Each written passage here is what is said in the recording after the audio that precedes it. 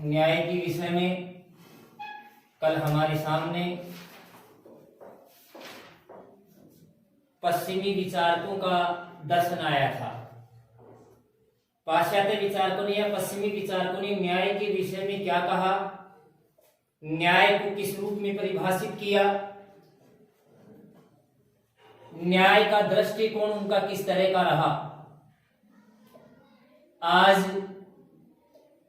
भारतीय परंपरा में न्याय को किस रूप में लिया गया है, न्याय के विषय में भारतीय चिंतकों ने किस तरह का मनन किया,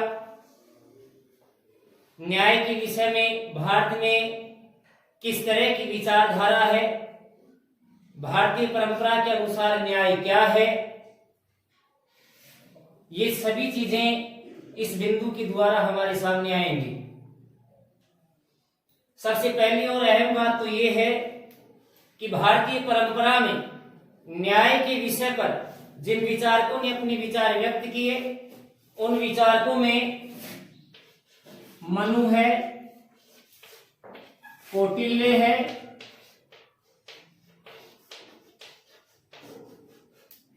शुक्र है,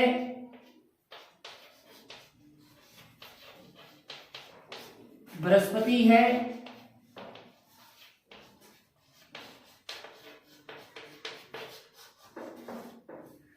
विदुर है,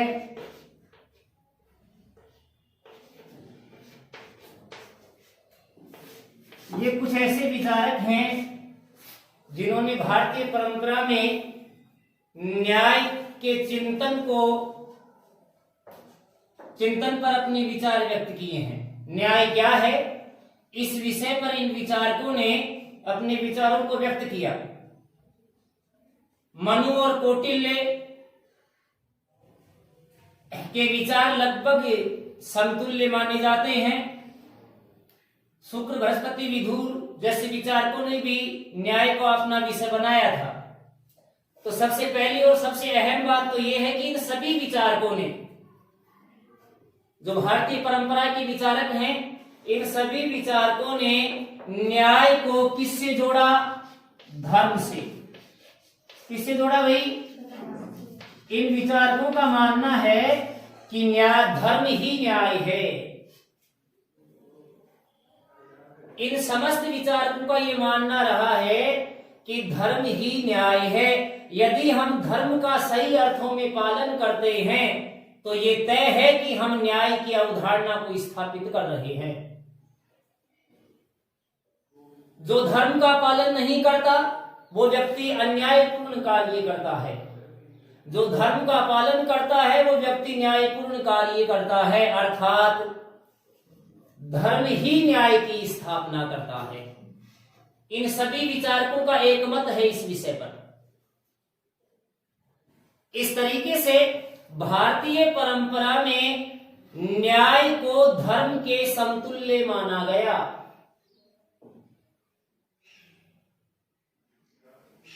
अर्थात विदाउट रिलीजन नो जस्टिस, बिना धर्म के न्याय नहीं है।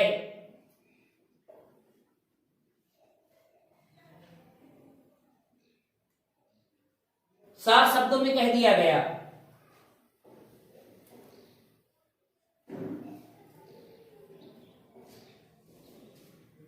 इसके साथ साथ धर्म से जोड़ने के साथ ही न्याय को भारतीय परंपरा में नैतिकता से भी जोड़ा गया।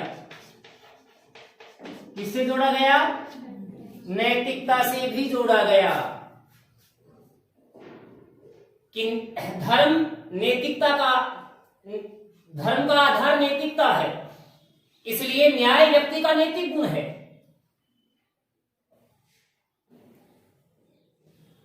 धर्म का आधार क्या है? नैतिकता, इसलिए न्याय व्यक्ति का नैतिक गुण है। यानी व्यक्ति को स्वयं को गलत कार्यों से बचना चाहिए, ऐसा मानना है भारतीय विचारकों का। न्याय नैतिक गुण है, इसलिए न्याय व्यक्ति में विद्यमान होता है, वो अलग नहीं है। इसलिए हमारे आचरण हमेशा इस तरह के हों जिससे दूसरे को कष्ट ना हो। यही धर्म कहता है। धर्म भी हमें इसी बात का संदेश देता है कि हम अच्छा करें, बुरे कामों से बचें। इसलिए न्याय व्यक्ति का नैतिक गुण है, न्याय व्यक्ति में स्वयं में विद्यमान है। इसलिए वो धर्म का पालन करते हुए सद्मार्ग पर चले, बुरे कर्मों से बचे। अगर वो ऐसा करता है तो स्वतः ही न्याय की स्थापना हो जाएगी। इसके बाद कौटिल्य ने अपनी पुस्तक अर्थशास्त्र में न्याय के विषय पर एक सुनियोजित चिंतन को पेश किया। मनु ने भी अपनी पुस्तक के अंदर, मनु संहिता इनकी पुस्तक का नाम है, क्या नाम है? मनु संहिता। उस पुस्तक के अंदर मनु ने भी न्याय संबंधी अपने विचारों को प्रकाशित किया है। शुक्र ने अपनी पुस्तक शुक्र नीति के अंदर भी न्याय संबंधी विचारों को प्रकाशित किया है। किताब से थोड़ा आगे बढ़कर के बता रहा हूं अब, ठीक है भाई। मनु और कौटिल्य ने अपनी अपनी पुस्तकों में एक बात को स्पष्ट कर दिया, साफ शब्दों में कह दिया इन दोनों ने, और साफ शब्दों में इन्होंने इस बात का इंडिकेट कर दिया है कि उस राजा को जीवित रहने का अधिकार नहीं है जो अपने राज्य में न्याय की स्थापना नहीं कर पाते। ऐसे राजाओं को जीवित रहने का कोई अधिकार नहीं है जो अपने राज्य में न्याय की स्थापना नहीं कर पाते। किसने कहा ये बात? मनु और कौटिल्य ने। और इन्होंने आगे बढ़कर यहां तक भी कह दिया कि ऐसे राजा जो न्याय की स्थापना करने में विफल रहते हैं, जनता को अधिकार है कि ऐसे राजाओं को वो मौत की सजा दे दे। यहां तक भी कहा है। इसलिए राजा अर्थात राज्य, राजा अर्थात राज्य। इसलिए राज्य का परम कर्तव्य है कि वो एक सुनियोजित न्याय व्यवस्था की स्थापना करे। बिना न्याय के राज्य का संचालन नहीं हो सकता। राजा राज्य का सर्वे सर्वा होता है। इस नाते राजा की ये जिम्मेदारी होती है कि वो एक सुदृढ़ न्याय व्यवस्था की स्थापना करे, जिससे लोगों में सद्भाव बने, लोगों का जीवन कल्याणकारी हो। इन सब कार्यों के अन्य सभी कार्य न्याय व्यवस्था की स्थापना के बाद आते हैं। न्याय व्यवस्था सर्वप्रमुख, सबसे पहले, ऐसा मानना था मनु और कौटिल्य का न्याय के विषय में। इसके बाद शुक्र ने शुक्र नीति के अंदर भी न्याय व्यवस्था का अपना विश्लेषण पेश किया, और शुक्र ने न्याय को मानवीय आत्मा का एक ऐसा गुण करार दिया जिसके अभाव में ना व्यक्ति का जीवन सुरक्षित है, ना परिवार का संचालन हो सकता, ना राज्य की क्रियाविधियां संचालित हो सकती। अगर न्याय नहीं है तो ना व्यक्ति है, ना परिवार है, ना समाज है। अगर इन तीनों चीजों को हमें स्टेबल करना है, स्थायित्व प्रदान करना है, तो सबसे जरूरी चीज है कि न्याय को जीवन में अपनाएं। हम ऐसे आचरणों को जन्म दें जो खुद के लिए भी अच्छे हों और दूसरों को कष्ट भी ना हो।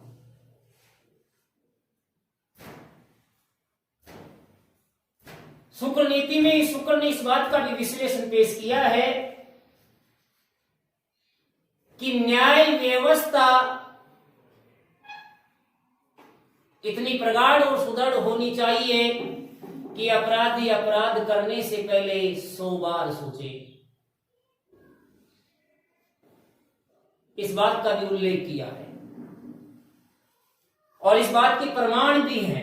अगर हम इतिहास का अध्ययन करें तो इस बात के प्रमाण भी मौजूद हैं। चाहे हम चंद्रगुप्त विक्रमादित्य का उदाहरण लें, चाहे हम सम्राट अशोक का उदाहरण ले सकते हैं, बड़े शासक हुए हमारे देश के। ऐसा विवरण आता है कि चंद्रगुप्त विक्रमादित्य के शासनकाल में घरों के और दुकानों के ताले नहीं लगते थे, दरवाजे नहीं होते थे घरों में।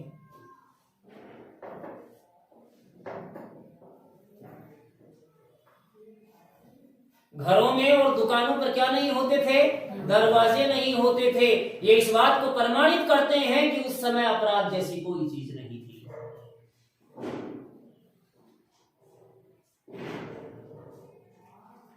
कारण वो शासन न्याय के लिए थे। इतनी प्रगाढ़ न्याय व्यवस्था की स्थापना की कि अपराधियों ने अपराध करना ही छोड़ दिया था। प्रमाण भी है इतिहास में। बड़े विचारक हैं अपने समय के, भारतीय परंपरा के। तो इस तरीके से भारतीय परंपरा में न्याय को एक नैतिक गुण माना गया, न्याय को धर्म से जोड़ा गया। धर्म ही न्याय है, ये कहा गया। धर्म ही न्याय की स्थापना करता है, इस बात को भी इंडिकेट कर दिया गया। इसलिए हमें धर्म का अच्छे तरीके से पालन करना चाहिए। बिना धर्म के न्यायप्रिय समाज की स्थापना नहीं हो सकती।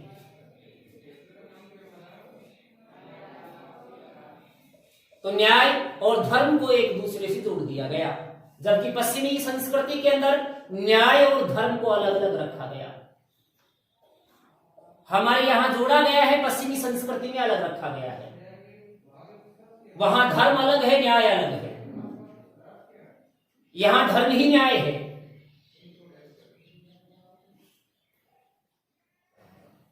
पश्चिमी संस्कृति के अंदर न्याय को व्यक्ति का आत्मीय गुण माना गया है। हमारी संस्कृति में भी न्याय को व्यक्ति का आत्मीय गुण माना गया है। पश्चिमी संस्कृति में न्याय को नैतिकता से जोड़ा गया, हमारे यहां भी न्याय को नैतिकता से जोड़ा गया है। तो पश्चिमी संस्कृति और भारतीय संस्कृति में कुछ समानताएं हैं, कुछ असमानताएं हैं।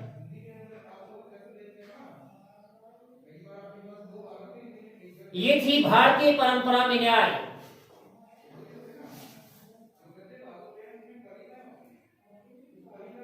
केवल यहां आपको इतना स्पष्ट करना है कि भारतीय विचारकों ने न्याय के विषय में क्या कहा है, केवल इतना। अगर आपसे पूछा जाए कि भारतीय परंपरा में न्याय को स्पष्ट कीजिए, तो आपको केवल इतना बताना है कि न्याय को किस रूप में लिया गया है, न्याय को किससे जोड़ा गया है और विचारकों ने न्याय के विषय में क्या विचार रखे हैं। आपका उत्तर समाप्त हो जाएगा।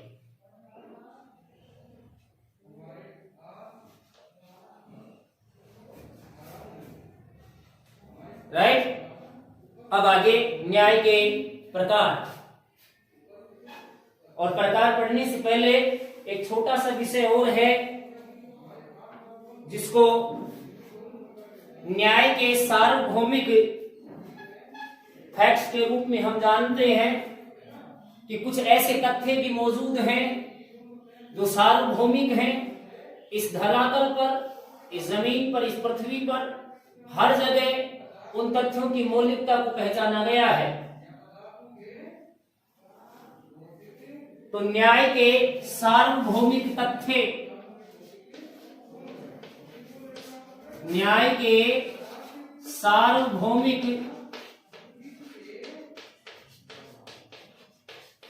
यूनिवर्सल फैक्ट ऑफ जस्टिस, तत्व। न्याय के सार्वभौमिक तत्व। अगर हम राजनीतिक परिस्थितियों के अंतर्गत, चाहे वो राज व्यवस्था किसी भी तरह की हो,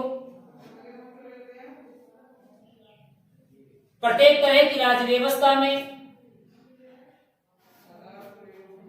कुछ ऐसे तत्व मौजूद हैं जिनको न्याय के सार्वभौमिक तत्वों के रूप में जाना जाता है। जैसे प्रत्येक राज्य व्यवस्था न्याय के मूलभूत सिद्धांतों को लागू करती है। कोई भी राज्य व्यवस्था न्याय के विषय को नकारती नहीं है, चाहे वो लोकतांत्रिक राज्य व्यवस्था है, चाहे वो राजतंत्रात्मक राज्य व्यवस्था है, चाहे वो अधिनायक तंत्र जैसी राज्य व्यवस्था है। हर राज्य व्यवस्था न्याय के मौलिक सिद्धांतों को स्वीकार करती है। कोई भी राज्य व्यवस्था न्याय जैसे विषय को नकारती नहीं है। नंबर 2, प्रत्येक राज्य व्यवस्था में न्याय को व्यक्तिगत जीवन का आधार माना गया है। इसे नैतिक मूल्यों से प्रेरित माना गया है और ये सलाह दी गई है कि हमें न्यायपूर्ण जीवन जीना चाहिए।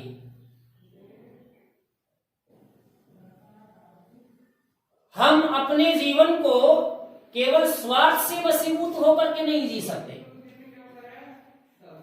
हर जगह इन चीजों को स्वीकार किया गया, इसलिए ऐसी चीजें न्याय के सार्वभौमिक तत्वों के रूप में जानी जाती हैं, जिनको नकारा नहीं जा सकता। हर जगह जिनको स्वीकार किया गया है, चाहे राज्य व्यवस्थाएं किसी भी तरह की हैं। नंबर 3, इस बात को भी प्रत्येक राज्य व्यवस्था में स्वीकार किया गया है कि राज्य का प्रारंभिक और मौलिक जिम्मेदारी है एक कुशल न्याय व्यवस्था की स्थापना करना। बिना न्याय व्यवस्था के राज्य का अस्तित्व गौण हो जाएगा। वो राज्य होकर भी अराजकतापूर्ण वातावरण में बदल जाएगा। इसलिए दुनिया का प्रत्येक राज्य अर्थात प्रत्येक देश एक अच्छी से अच्छी न्याय व्यवस्था की स्थापना का प्रबल समर्थक होता है। कोई भी सरकार न्याय व्यवस्था के खिलाफ नहीं जाती। अगर कोई सरकार न्याय व्यवस्था के विरुद्ध जाती है तो ऐसी स्थिति में विद्रोह, हिंसा और संघर्ष जैसे वातावरण का जन्म हो जाता है। तो ये कुछ ऐसी चीजें हैं जो यूनिवर्सल फैक्ट है न्याय के, जिनको नकारना नामुमकिन है। स्वीकारना ही पड़ेगा, हासिल करना पड़ेगा।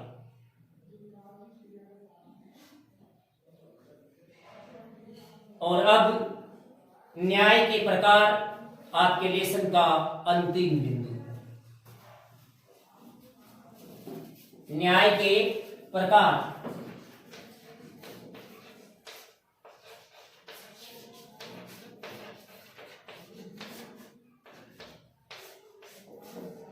टाइप्स ऑफ जस्टिस या काइंड्स ऑफ जस्टिस। न्याय के प्रकार। सबसे पहली और सबसे अहम बात, न्याय का संबंध किससे है? नैतिकता से। इसलिए न्याय का जो सबसे पहला और बड़ा प्रकार है वो है नैतिक न्याय। क्या है भाई? नैतिक न्याय। न्याय का पहला प्रकार है ये नैतिक न्याय। नैतिकता का संबंध प्रकृति से है।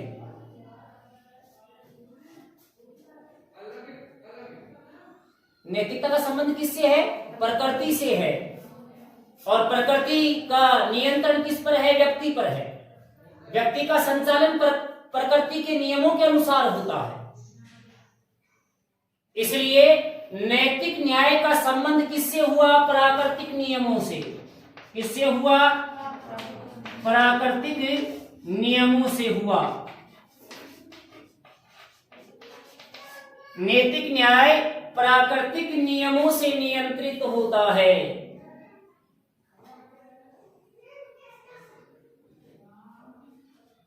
और प्राकृतिक नियम व्यक्ति की मनोदशा को इंडिकेट करते हैं। वो क्या सोचता है, क्या करता है, ये सब कुछ व्यक्ति प्रकृति में सीखता है, जो कुछ वो देखता है वो ही सीखता है। जिस तरह के वातावरण में हम जाएंगे वैसे ही बन जाएंगे, ये शाश्वत सत्य है। जिस तरह के वातावरण में हम रहेंगे हम वैसे ही बन जाएंगे। इसलिए मनुष्य का जो आविर्भाव होता है, जन्म होता है, वो प्रकृति में होता है, और जन्म के बाद जो कुछ वो महसूस करता है वो प्रकृति में करता है। चाहे वो उसका परिवार है, समाज है या अन्य कोई चीज है, सब कुछ कहां मिलता है उसको? प्रकृति में। प्रकृति से उसका जन्मजात नाता होता है। इसलिए जैसे जैसे उसकी वृद्धि होती है वैसे वैसे वो प्राकृतिक वातावरण में सब कुछ सीखता है। और उसी दरमियान उसे इस बात की भी सीख मिल जाती है कि तुझे कहां बैठना है, क्या करना है, क्या नहीं करना है, कैसे जीना है, क्या खाना है, क्या पीना है, सब कुछ पता चल जाता है। और ये सब चीजें उसके जीवन का हिस्सा बन जाती हैं। बनती है या नहीं बनती? ये सब चीजें उसके जीवन का हिस्सा बन जाती हैं, और वो इन चीजों को स्वीकार कर लेता है कि मुझे बुराई से बचना है, मुझे अच्छे काम करने हैं, मुझे अच्छी जगह बैठना है, बुरी जगह बैठने से मुझे दूर रहना है। ऐसी सभी चीजें उसके मनोस्थिति के अंदर ढल जाती हैं, और ताउम्र वो इन चीजों का पालन भी करता है।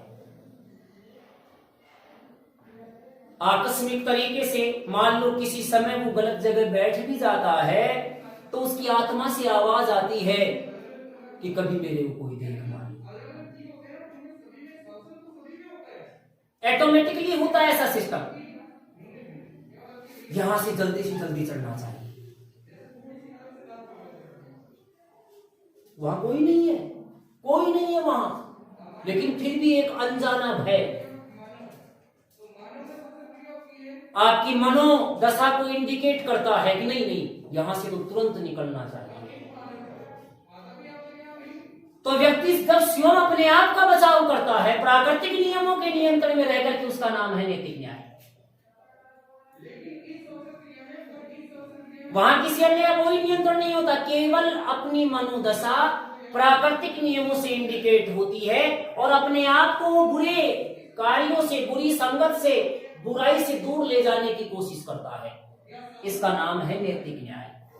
और ये नैतिकता हमें इस बात का भी इंडिकेट करती है कि व्यक्ति स्वयं भी, उसकी आत्मा से आवाज आती कि नहीं मुझे ऐसा नहीं करना चाहिए, ये गलत है, मैं ऐसा करूंगा ये गलत है, मुझे बचना चाहिए इससे। तो ये सब चीजें जो व्यक्ति स्वयं सोचता है नैतिक न्याय का हिस्सा है। यहां ना कोई आपको समझाने के लिए आने वाला, ना कुछ और करने के लिए आने वाला। व्यक्ति की स्वयं की सोच है, स्वयं की मनोदशा है, और व्यक्तिगत जीवन में जो कुछ उसने सीखा, पारिवारिक और सामाजिक वातावरण में रहते हुए, वो सभी चीजें इस चीज का हिस्सा बन जाती हैं, और व्यक्ति वैसा ही करने का प्रयास करता है। इसी को कहा गया नैतिक न्याय। सीधा कंसर्ट किससे है इसका? आत्मा से। व्यक्ति के अंदर आत्मा इस बात का इंडिकेट करती है, उसको समझाने का प्रयास करती है। नंबर 2, राजनीतिक न्याय।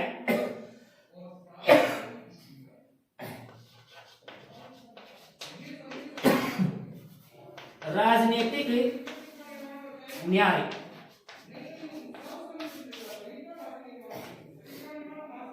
और इसके साथ साथ ही नंबर 3 पर आर्थिक न्याय।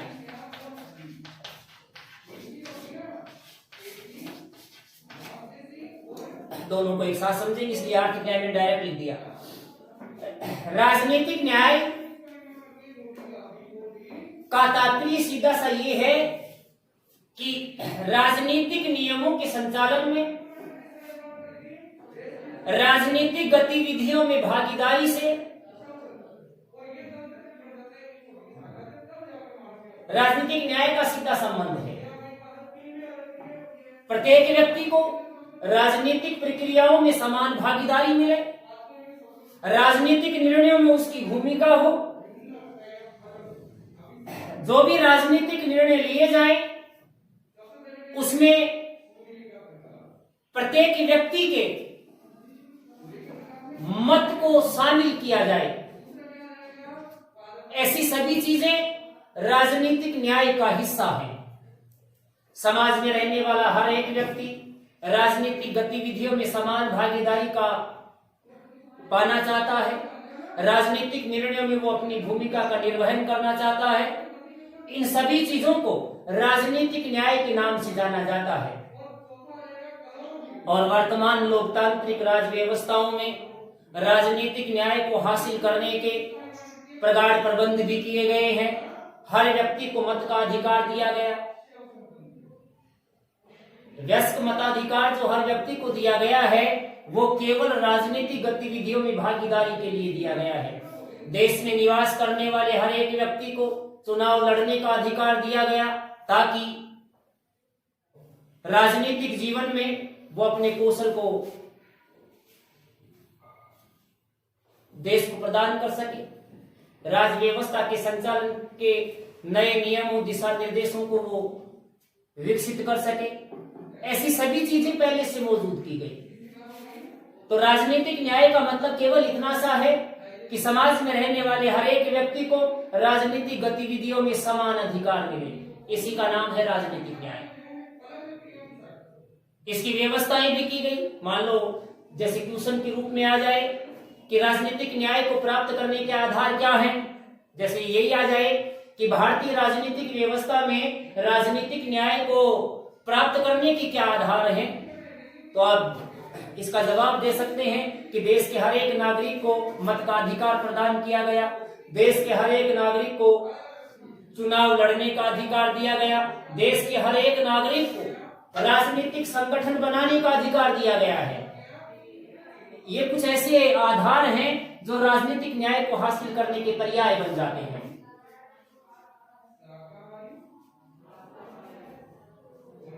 तो कितनी चीजें यहां याद रखनी है? केवल 2 चीजें। राजनीतिक न्याय क्या है और कैसे इसे हासिल किया जा सकता है, इसके हासिल करने के आधार क्या है। तो राजनीतिक न्याय क्या है, तो इसमें तो हम ये लिखेंगे कि राजनीतिक गतिविधियों में प्रत्येक व्यक्ति की समान भागीदारी का नाम ही राजनीतिक न्याय है। हासिल कैसे हो, तो जो आधार मैंने बताए वो हासिल करने के तरीके हैं। अब है आर्थिक न्याय। जीवन के संचालन का आधार है अर्थ यानी पैसा। अर्थ का मतलब क्या होता है? पैसा। हर एक व्यक्ति सुबह से शाम तक इस भागदौड़ में लगा रहता है, क्योंकि जीवन जीने के लिए आजीविका जरूरी है। बगैर आजीविका के जीवन का संचालन नहीं हो सकता। और प्रत्येक व्यक्ति को कम से कम उसकी मौलिक आवश्यकताओं को पूरा करने जितना रोजगार मिले, कम से कम है ये। मौलिक आवश्यकताएं मुख्यतः 3 हैं: रोटी, कपड़ा, मकान। ये व्यक्ति की मौलिक आवश्यकताएं हैं। रोटी के अंदर पानी शामिल है। ये व्यक्ति की मूलभूत आवश्यकताएं हैं। कम से कम हर व्यक्ति को इतना रोजगार मिले कि वो अपनी मूलभूत आवश्यकताओं की पूर्ति कर सके। अगर ऐसा है तो आर्थिक न्याय है, और अगर ऐसा नहीं है तो आर्थिक न्याय नहीं है। और आर्थिक न्याय के अभाव में राजनीतिक न्याय काल्पनिक है। क्या है? जब व्यक्ति अपनी मूलभूत आवश्यकताओं को ही पूरा नहीं कर पाएगा तो क्या मतलब है उसे मत देने से, क्या मतलब है उसे चुनाव लड़ने से, क्या मतलब रह जाएगा राजनीतिक संगठन बनाने से। वो अपना पेट भरेगा या मत की ओर ध्यान देगा? वो चुनाव लड़ेगा या अपने परिवार का पालन पोषण करेगा? तो राजनीतिक न्याय तभी स्थापित हो सकती है जब पहले आर्थिक न्याय की स्थापना हो।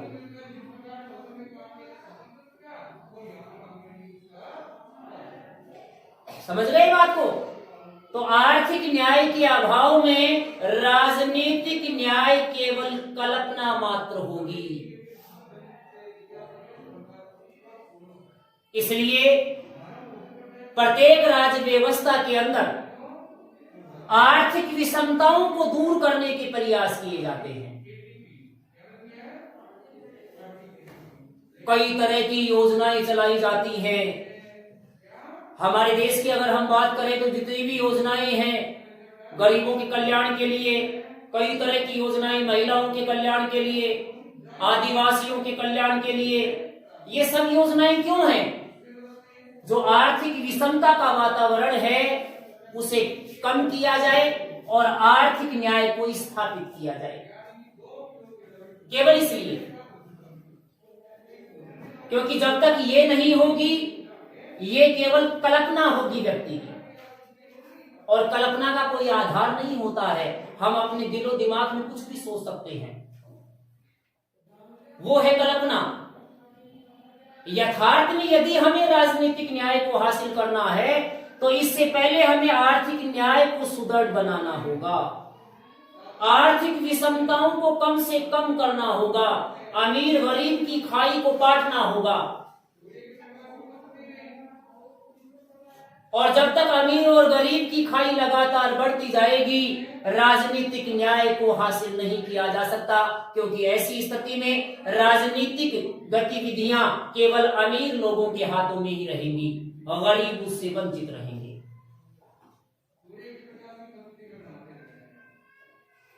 आप भी इस प्रकार की गतिविधियों से गुजरते हैं। चुनाव का समय आता है, जो पैसे बांटने वाले उम्मीदवार होते हैं जनता उन्हीं को वोट कर देती है। एक सही उम्मीदवार होता है, पैसा नहीं है, वो चुनाव ही नहीं लड़ पाता। ऐसे हालात आप स्वयं भी देखते हैं, कोई मैं नई चीज नहीं पेश कर रहा आपके सामने। ये है आर्थिक न्याय। इसका मतलब केवल पैसे वालों के लिए ही चुनाव हो जाएंगे। फिर क्या होगा उस मताधिकार का? फिर क्या होगा चुनाव लड़ने की आजादी का? वो तो गुण हो गई। कहां मिला आपको राजनीतिक न्याय? क्यों नहीं मिला? क्योंकि आपके पास पैसा नहीं है। ये सच्चाई है। और लोकतंत्र केवल तभी जीवित होगा, लोकतंत्र केवल तभी सफल होगा जब आर्थिक विषमताएं कम से कम होंगी।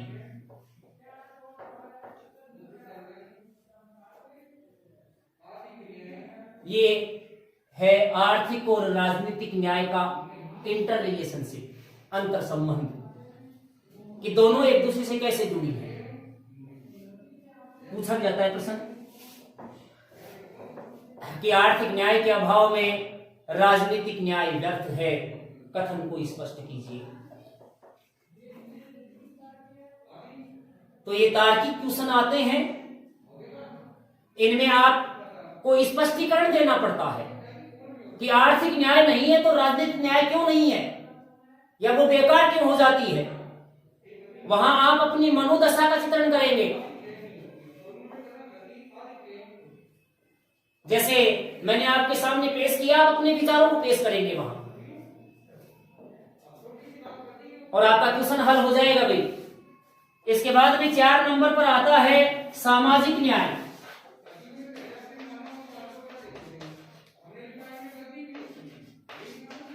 सामाजिक न्याय के सबसे बड़े विचारक किनको माना जाता है?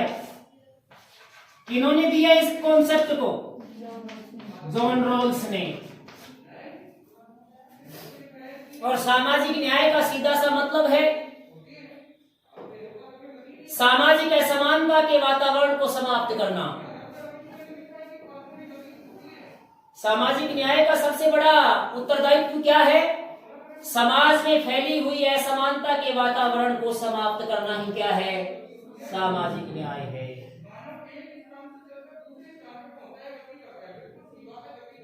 ऊंच नीच का वातावरण मान सकते हैं हम सामान्यतः, ऐसे वातावरण को समाप्त कर देना ही सामाजिक न्याय है। किसी भी तरह का भेदभाव न होना ही सामाजिक न्याय है, चाहे वो उसका आधार जातिगत है, वर्ग आधारित है, आर्थिक है, आधार कोई भी हो सकता है। समाज में किसी भी तरह का भेदभाव लोगों के बीच नहीं होना चाहिए। इसका नाम ही क्या है? सामाजिक न्याय है।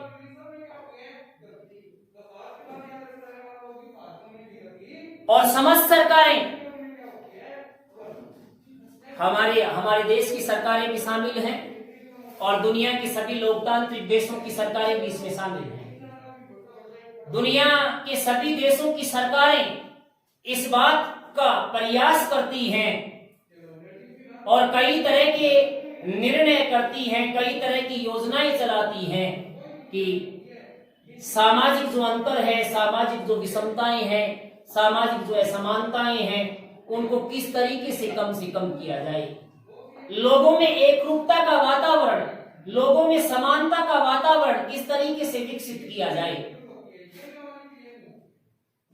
सभी सरकारों का ये प्रयास रहता है और हमारे देश के अंदर समाज की मुख्य धारा से जो लोग वंचित रहे, जो पिछड़े हैं, दमित हैं, दलित हैं, ऐसे लोगों के लिए सरकार ने आरक्षण जैसी व्यवस्था को लागू किया।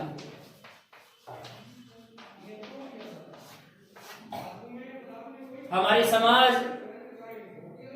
के अंदर आरक्षण के आधार पर इस समय 5-6 कैटेगरियां बन गई हैं। एक तो वो कैटेगरी है जिसको आरक्षण नहीं है, जिसको जनरल कहा जाता है। इसके अंदर भी आर्थिक रूप से पिछड़ा वर्ग बन गया है। अभी कुछ समय पहले जिनको 10% आरक्षण दिया गया है वो जनरल कैटेगरी के हैं। यानी जनरल कैटेगरी के ऐसे वर्ग हैं कुछ जो आर्थिक रूप से कमजोर हैं वो जनरल में, लेकिन आर्थिक रूप से कमजोर हैं। ऐसे वर्गों के कल्याण के लिए, उत्थान के लिए, समाज की मुख्य धारा के अंदर वो आ सके, इसके लिए उनको 10% आरक्षण दिया गया। इसके अलावा SC, ST, OBC पहले से मौजूद हैं।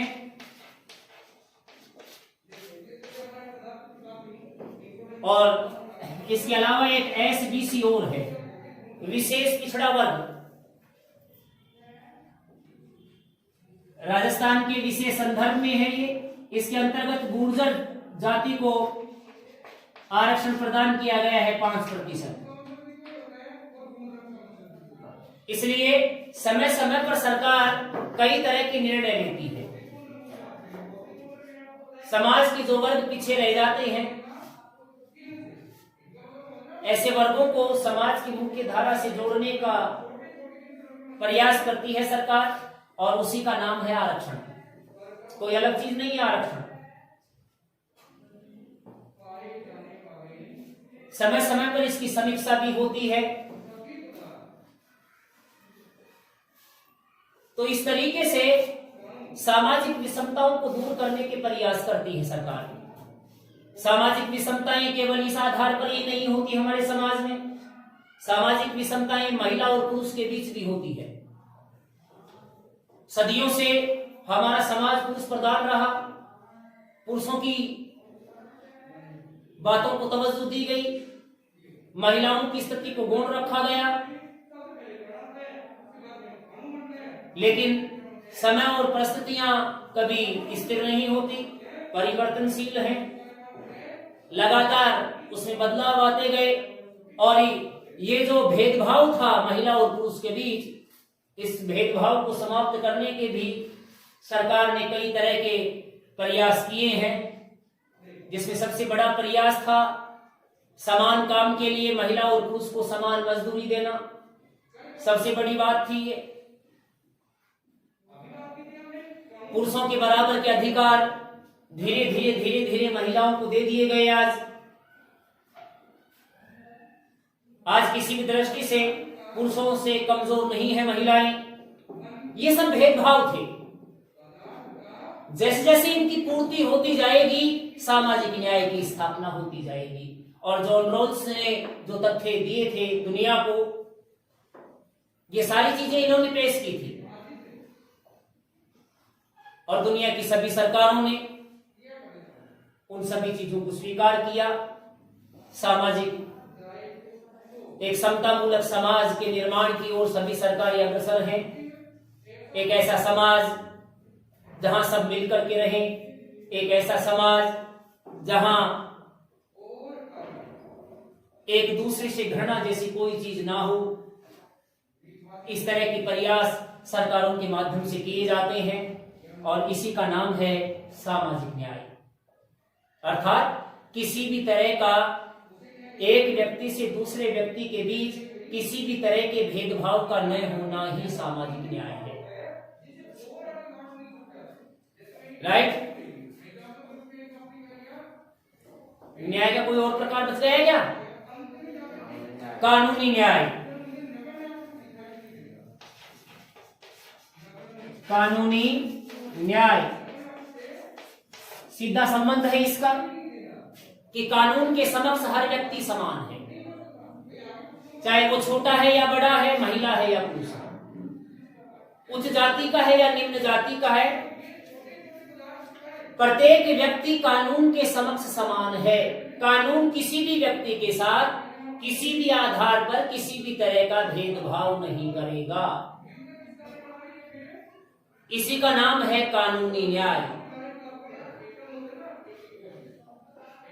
कानून के सामने सब बराबर, इतना ही याद रखना है। किसी भी आधार पर किसी भी तरह का भेदभाव नहीं। ये था आपका लेसन। इसके प्रश्न उत्तर करके लाने हैं।